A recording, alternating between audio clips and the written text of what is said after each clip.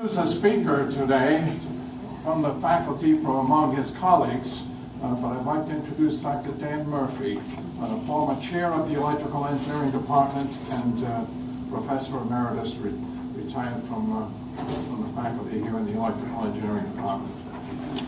Dan?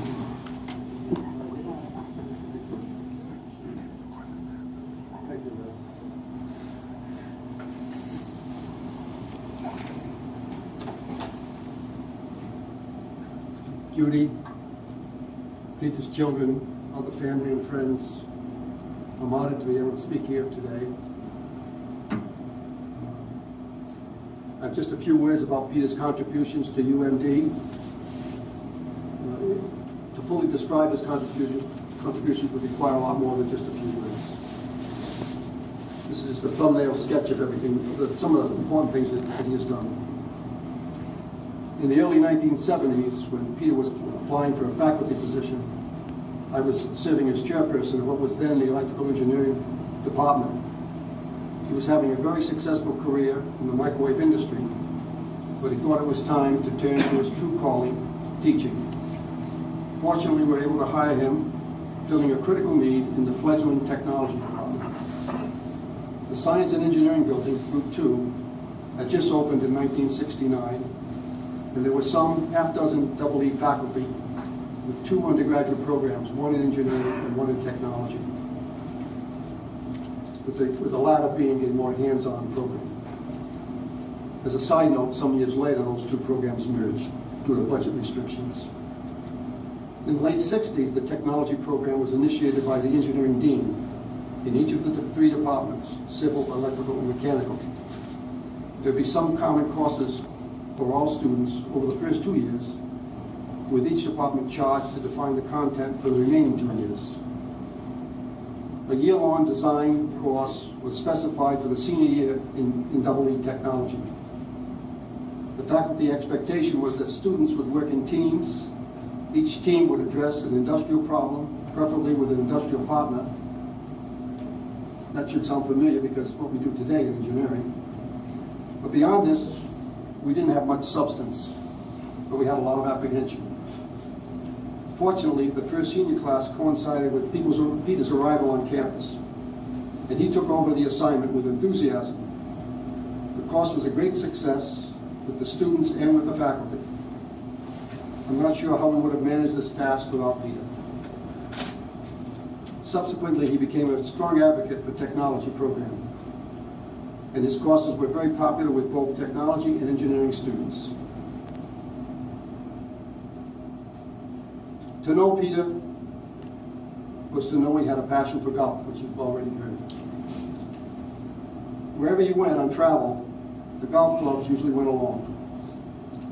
I suspect that he played every premier course in this country.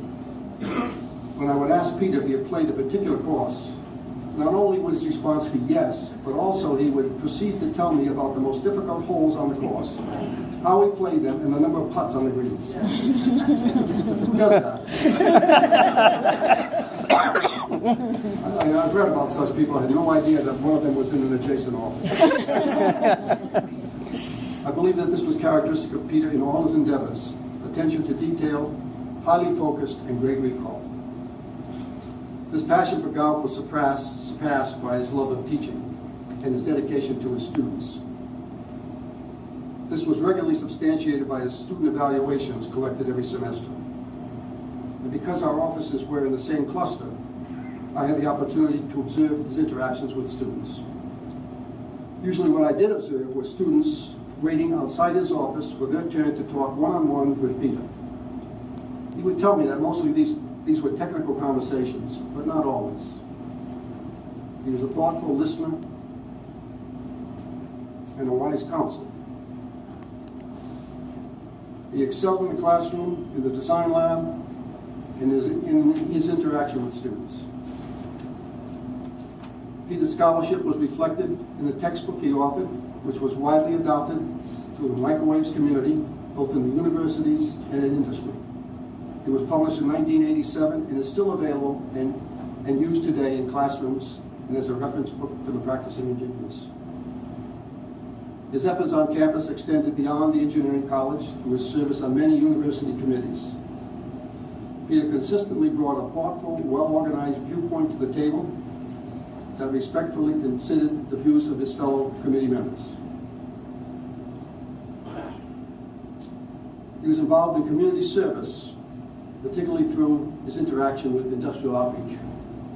On behalf of the department, Peter successfully solicited and the department received industrial funding for faculty development at a time when such funds were in short supply or perhaps non-existent in the university's budget.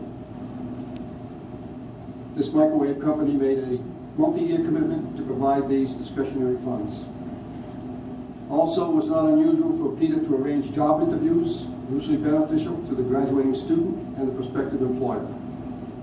This most usually was a good fit for both the student and the company, and resulted in a fast-track career path for the student. Peter's consulting services were always in high demand.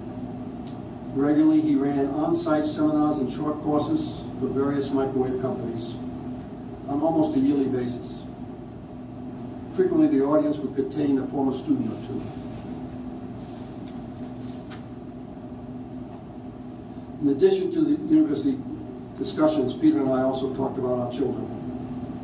Both he and I have a Michael, and they were both at UMass Amherst and Engineering College at the same time. So we would share those stories.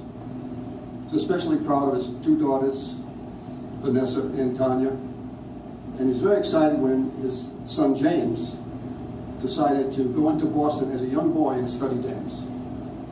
And I had the opportunity to attend one of his first performances in the theater in Boston. Peter was a friend, a true professional engineer, and an outstanding teacher. And more importantly, a good man, also a very modest man.